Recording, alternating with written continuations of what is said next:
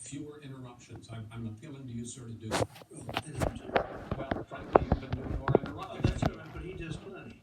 Well, less than, sir, less That's than, plenty. no, less than you have. Let's please continue Wow. on.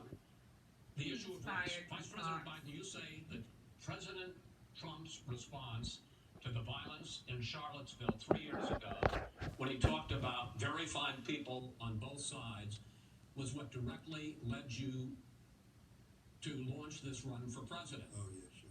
President Trump, you have often said that you believe you have done more for Black Americans than any president, with the possible exception of Abraham Lincoln. My question for the two of you is, why should voters trust you rather than your opponent to deal with the race issues facing this country over the next 4 years?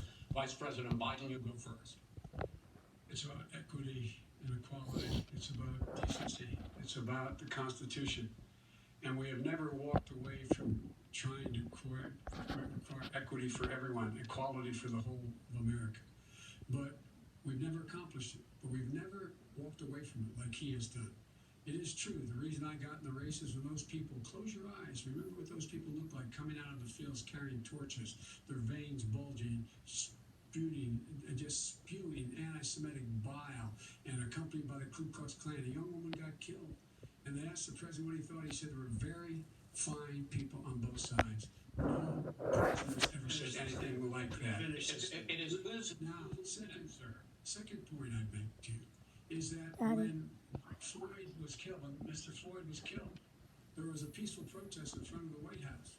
What did he do? He came out of his bunker, had the military use tear gas on him so he could walk across to a church and hold up a Bible. And then what happened after that?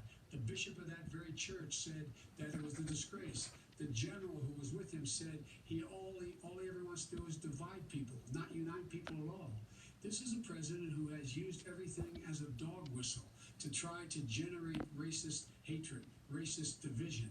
This is a man who, in fact, you talk about helping African Americans. 1 in 1,000 African Americans has been killed because of the coronavirus. And if he doesn't do something quickly, by the end of the year, 1 in 500 will have been killed. 1 in 500 African Americans. This man is a savior of African Americans. This man cares at all.